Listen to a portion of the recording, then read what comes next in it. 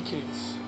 Quero aproveitar o mesmo embalo da letra dessa música, convidar você a abrir a sua Bíblia lá no Evangelho de Lucas, uma passagem que está totalmente ligada a essa música, né? Lucas 9, 57, em homenagem ao Lucas, né? Lucas 9, 57. A palavra que a irmã Vera trouxe de abertura no culto, não faz muitos dias. E Deus, quando me lembrou dessa música, automaticamente me lembrou dessa passagem bíblica. E eu quero ser bem breve hoje, né? Ser bem rápido, mas deixar essa mensagem para nós. Mais uma, né? Porque desde o começo aí já está saiu várias mensagenzinhas, né? Mensagens sobre preparação, mensagens sobre Deus que vai à frente, mensagens sobre Deus que nos dá tesouros escondidos, né? Já foram várias mensagens, né? Mas Lucas 9, 57 diz assim, ó: indo eles pelo caminho, alguém me disse: Senhor, seguir-te-ei para onde quer que fores. Respondeu-lhe Jesus: as raposas têm covis, e as aves do céu ninhos, mas o Filho do Homem não tem onde reclinar a cabeça. Disse a outro: segue-me. Mas ele respondeu: Senhor, deixa que primeiro eu vá enterrar o meu pai. Respondeu Jesus: deixa os mortos enterrar os seus mortos, porém tu vai e anuncia o reino de Deus. Disse também outro: Senhor, eu te seguirei, mas deixa primeiro despedir-me dos que estão em minha casa. Jesus lhe disse: ninguém que lança a mão do arado e olha para trás é apto para o reino de Deus. Amém? Pai, em nome de Jesus, eu quero te dar graças por essa inspiração que o Senhor colocou no nosso coração. Quero declarar mais uma vez, como já tem sido dito aqui desde o início: Espírito Santo de Deus, tu tens liberdade aqui. Ministra os nossos corações e te peço, em nome de Jesus. Amém. Amém, queridos? Essa passagem aqui, né, que é muito conhecida, ela está falando de um caminho sem volta.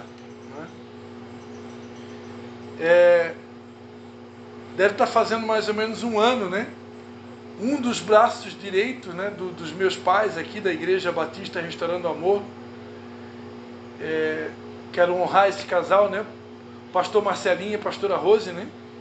Eles eram braço direito ali dos meus pais. Um casal que estava sendo preparado, né, para assumir o lugar dos meus pais na Igreja Batista Restaurando o Amor. Mas as coisas aconteceram de forma que hoje eles têm o seu próprio ministério, né? E eu que estava aqui servindo, ajudando, auxiliando a igreja, acabei assumindo esse posto, né? De substituto, ou de aqueles que vão dar continuidade, né? Pelo menos nesse momento, né? Porque o futuro pertence a Deus. E eu particularmente acredito ainda que um dia o meu irmão pastor Léo e a pastora Andriele, eles serão os pastores de Canelinha. Eu acredito que isso vai acontecer um dia, porque eu hoje, diante de tudo que eu estudei, eu aprendi que eu tenho um chamado apostólico, né? E eu tenho sonhos de no futuro ter igreja espalhada em tudo que é lugar. E eu acredito que no futuro eu vou ser um supervisor. Isso é sonhar, né? A gente sonhar não é pecado, então eu sonho que eu vou ser uma espécie de supervisor. Eu vou ficar viajando, visitando todas essas igrejas.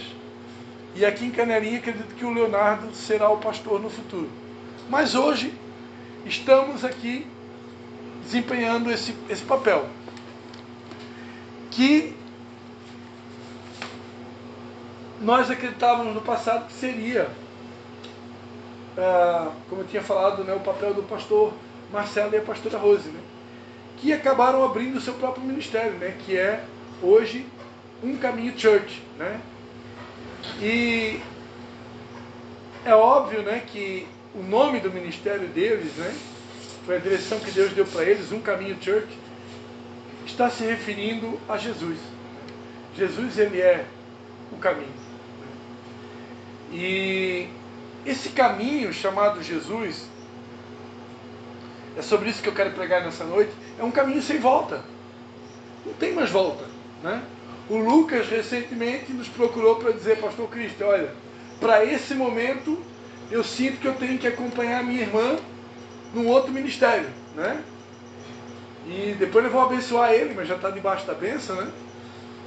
Mas ele não está indo para o mundão, né? O Lucas não está se desviando do caminho, ele não está desistindo de Jesus, ele está simplesmente, nesse momento, ele vai frequentar uma outra igreja. Na verdade, é a única igreja, que é a igreja de Jesus. Uma outra denominação, né? Mas, Pastor Cristo, eu posso continuar indo na célula? Pode. Posso ir na escola de fundamentos? Eu quero terminar, né? Eu sou aluno da escola de fundamentos. Pode, deve, né? Então, eu sempre ensinei isso a vida toda. Existe uma única igreja. Mas, nesse momento, o Lucas vai estar congregando também numa outra denominação. Mas ele não está desistindo de Jesus. Isso é o mais importante, né? A denominação que eu vou frequentar, isso é o que menos conta. Porque para Jesus o que realmente importa é se eu realmente vou permanecer firme do lado dele, né? E essa passagem aqui, a gente vê o discurso de algumas pessoas, um discurso superficial de alguns discípulos, né? O camarada aqui estufou o peito, chegou para Jesus e disse: Senhor, seguir-te-ei para onde quer que fores, né? O camarada chega, bate no peito, ó. Imagina que o Pedro aqui está representando Jesus, né? E eu sou um discípulo de Jesus, né? Ó, Senhor, quero te falar o seguinte nessa noite, ó. É o seguinte: para onde tu for, eu tamo junto, né? É o cumprimento do momento, né? Tamo junto. Tamo junto. E aí Jesus: será mesmo? Será que tu tá falando a verdade, cara? E aí Jesus, então, ele disse: olha, é o seguinte, as raposas, elas têm os covis, elas têm as suas moradas, né? Os passarinhos do céu têm os seus ninhos. Mas o Filho do Homem não tem onde reclinar a cabeça. Ou seja, o que Jesus estava falando? Será que Jesus não tinha nem onde morar? Não, Jesus, até um determinado momento da sua história, nós acreditamos que a profissão de Jesus, ele era carpinteiro, né? E ele morava com seus pais. Mas quando o ministério de Jesus de fato começou, Jesus, ele se tornou uma espécie de, não sei se a palavra mais correta é nômade, né? Ele, porque andarilho eu acho que é uma palavra muito forte, né? Não combina com Jesus, né? Mas tem um filme, né, chamado O Peregrino, né? Acho que peregrino é uma palavra que se aplicaria aqui, né? Jesus se transformou numa espécie de peregrino. Ou seja, ele não tinha mais uma morada fixa, né? Uma hora ele estava em Jerusalém, outra hora ele estava em Cafarnaum, outra hora ele estava numa outra cidade, e ele ia percorrendo todas as cidades da Judéia, e onde ele ia, ele declarava: o reino de Deus está próximo, o reino de Deus é chegado, né? O reino que consiste de justiça, paz, alegria no Espírito Santo. Onde Jesus pisava a planta dos pés, esse reino ele carregava com ele, porque ele era o próprio reino. Onde a presença dele estava, o reino estava. E foi ele mesmo que disse: ó, quando alguém disser para vocês, o reino está aqui, o reino está acolá, não dê confiança, porque o reino estará dentro de vós. Então Jesus, ele carregava o reino com ele, né? E então Jesus não tinha uma morada fixa, né? Então o Filho do Homem, as raposas tinham onde morar, o passarinho tem onde morar, mas ele não tinha mais uma morada fixa. Ele estava totalmente na dependência do Pai. Onde o Pai enviava ele, ele ia, né? Ele chega a dizer para um mestre da lei chamado Nicodemos, né? No Evangelho de João, capítulo 3, uma conversa que ele tem com o mestre da lei, João, capítulo 3, ele vai dizer no versículo 7, ele diz, né? Não te maravilhes se eu te disser, necessário vos é nascer de novo. E aí no versículo 8 ele vai dizer, o vento sopra onde quer, e ouves a sua voz, mas não sabes de onde vem, nem para onde vai. Assim é todo aquele que é nascido do Espírito. Ou seja, uma pessoa que é nascida do Espírito, assim como o vento, que eu não sei de onde ele vem, nem para onde ele vai, assim acontece com a pessoa que é nascida do Espírito, que é guiada pelo Espírito Santo de Deus. Ela não tem um destino fixo, ela não tem uma moradia fixa, ela está totalmente na mão de Deus. Se ela realmente se rendeu a Deus, hoje ela está aqui, amanhã ela pode estar lá. Né? Por quê? Porque nós, pastores, nós somos PhD de se sentir muitas vezes dono das pessoas, mas nós não somos dono de ninguém. Deus pode enviar, como está enviando o Lucas agora, né? Pode enviar as pessoas para onde Ele quiser. Uma vez eu passei por uma experiência no ministério, onde muitos discípulos deixaram de congregar na minha denominação e foram congregar numa outra. E Deus, para me consolar, Ele me deu uma palavra que está em 1 Coríntios 12, que diz assim, ó,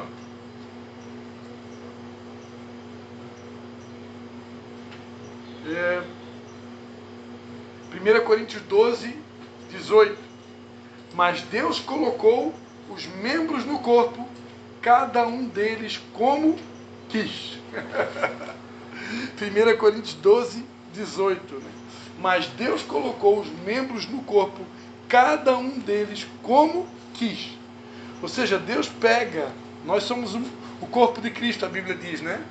Que nós somos membros desse corpo. Um representa o olho, outro representa o nariz, outro representa a boca, outro representa o pé, outro representa o umbigo, o dedo mindinho, a orelha, o nariz. E aqui, 1 Coríntios 12, 18, Deus diz assim, Deus colocou os membros no corpo, cada um deles como quis. Assim como Ele pegou a orelha e botou aqui do ladinho, a outra orelha aqui do ladinho, o nariz no meio, a boca embaixo do nariz, assim Ele pega cada pessoa da igreja e Ele coloca, ó, esse aqui eu vou colocar em Santa Catarina, esse aqui eu vou colocar no Rio Grande do Sul, esse aqui eu vou colocar nos Estados Unidos, esse aqui eu vou colocar na Igreja Batista tal, esse aqui eu vou colocar na Quadrangular, esse aqui eu vou colocar na Presbiteriana, esse aqui eu vou colocar na Universal. E Ele coloca como Ele quer, Ele reparte como Ele quer, porque Ele é o dono da igreja, né? Mas a gente se sente muitas vezes dono, né? A verdade é que o vento sopra onde quer, e Deus nos dirige para onde Ele quer, e Ele faz de nós o que Ele quer, porque como lembrou a minha esposa ontem à noite no culto, porque dele, por Ele e para Ele são todas as coisas. Ou seja, tudo pertence a Jesus, tudo é dele, tudo foi feito para Ele e tudo é por Ele. Glória, pois, a Ele eternamente. Ó a profundidade das riquezas, tanto da sabedoria como do conhecimento de Deus. Quem conheceu a mente do Senhor? Quem foi o seu conselheiro para poder dar conselho para Deus? Quem foi? Onde está? Né? Então as raposas têm covisos, as aves do céu têm ninhos, mas o filho do homem não tem nenhum de reclinar a cabeça. Disse o outro, né? Mais uma desculpa. Aí Jesus disse para outro, né? Segue-me. Aí o outro respondeu, Senhor, deixa que primeiro eu vá enterrar o meu pai. Jesus respondeu, deixa os mortos enterrar os seus mortos. Se Jesus está chamando, Jesus chamou, meu irmão, acabou. Né? Ah, mas meu pai está velhinho. Jesus chamou. Né? Claro, amados, que vamos pegar uma situação como a minha, né? Que hoje estou cuidando, estou hospedando na minha casa meu sogro e minha sogra. A Bíblia também diz, honra teu pai e tua mãe, para que se prolongue os teus dias na terra que o Senhor teu Deus te dá. Né? Minha esposa não pode desonrar o pai e a mãe dela. Claro que, se daqui a pouco houver uma necessidade maior, nada impede da gente ter uma conversa com os irmãos da minha esposa e dizer, agora vamos dividir a carga.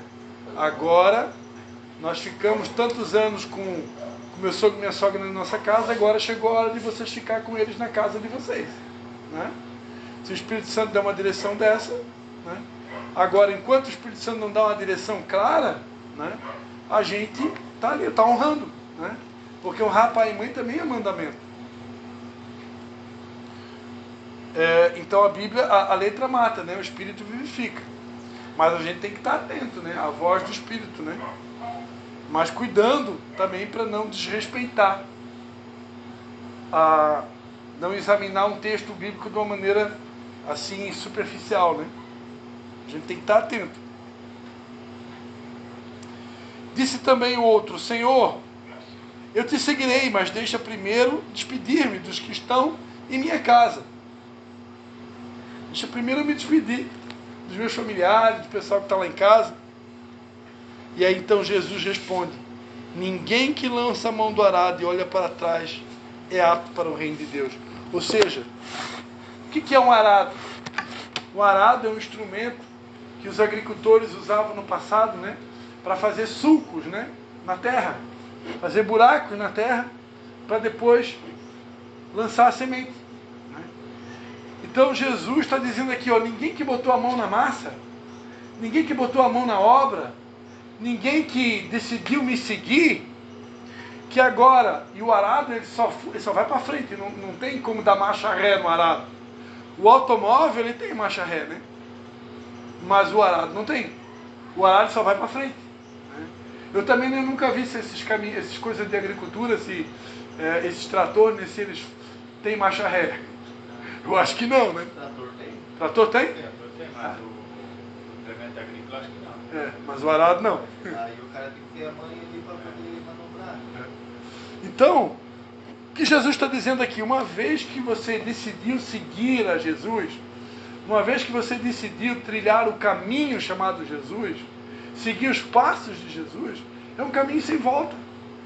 Eu posso até mudar de denominação, eu posso até mudar de cidade, eu posso até mudar de país, né? O que Jesus falou, o que Deus falou para Josué? Todo lugar que você pisar a planta dos teus pés, eu estou contigo.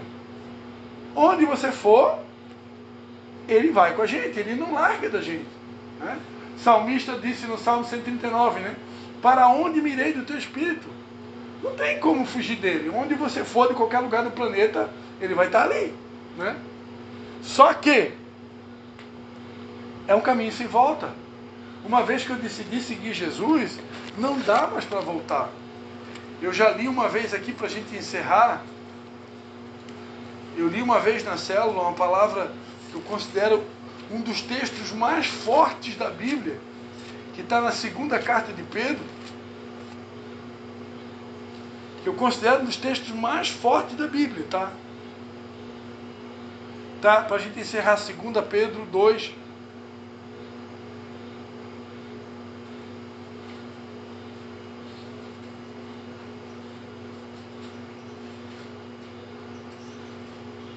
Segunda Pedro 2, versículo 20. 2 Pedro 2, versículo 20. Se depois de terem escapado das corrupções do mundo, mediante o conhecimento do Senhor e Salvador Jesus Cristo, forem outra vez envolvidos nelas, ou seja, envolvidos nas corrupções do mundo, e vencidas pelas corrupções que o mundo oferece, tornou-lhes o último estado pior do que o primeiro. Melhor lhes fora não terem conhecido o caminho da justiça. Ou seja, quem conhece a verdade e decide agora voltar atrás e voltar para o mundão, voltar para agora vem a festa da carne, né? O carnaval, está um pouquinho longe ainda, né? Mas está se aproximando, né? Está chegando, né? Melhor lhes fora não terem conhecido o caminho da justiça, do que conhecendo, desviarem-se do santo mandamento que lhes fora dado. Deste modo sobreveio-lhes.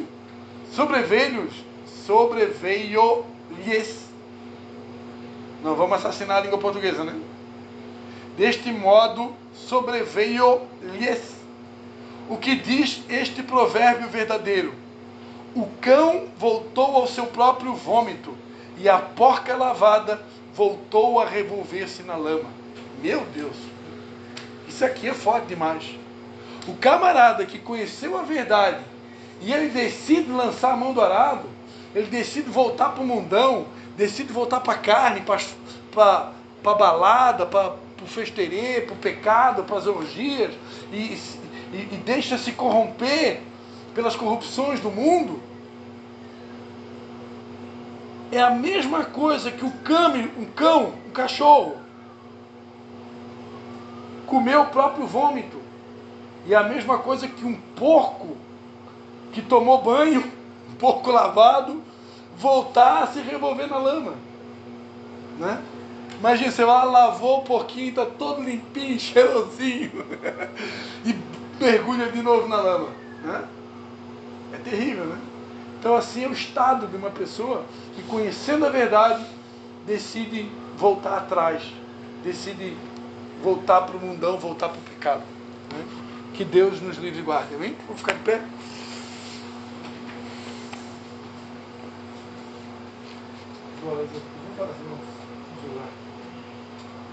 Pai, em nome de Jesus, Pai, nós ouvimos nessa noite a Tua palavra que diz, Pai, aquele que lança a mão do arado e olha para trás não é apto para o reino dos céus, Pai. Espírito Santo de Deus, ajuda-nos a identificar aquilo que precisa, as mudanças que nós precisamos proceder nos próximos dias, Pai.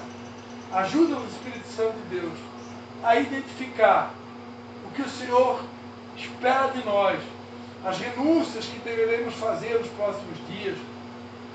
E ajuda-nos, Senhor, sobretudo, Pai, a olhar firmemente para o autor e consumador da nossa fé, sem tirar os olhos de Ti, Pai, marchando como um exército, Pai, seguindo os Teus passos, na certeza que o Senhor vai à nossa frente, despedaçando as trancas de ferro, os ferrolhos de bronze, endireitando os caminhos tortuosos, nos dando tesouros escondidos, ó Pai.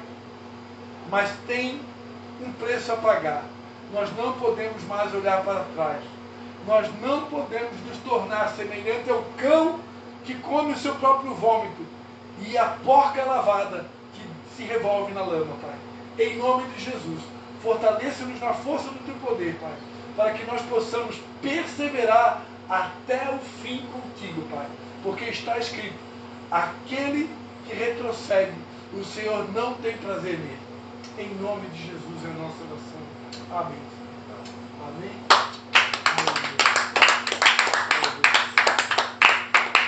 Eu falei ontem à noite no culto, né? O amargo cura. Chocolatinha só na Páscoa. Mas a Páscoa dos crentes é com ervas amargas.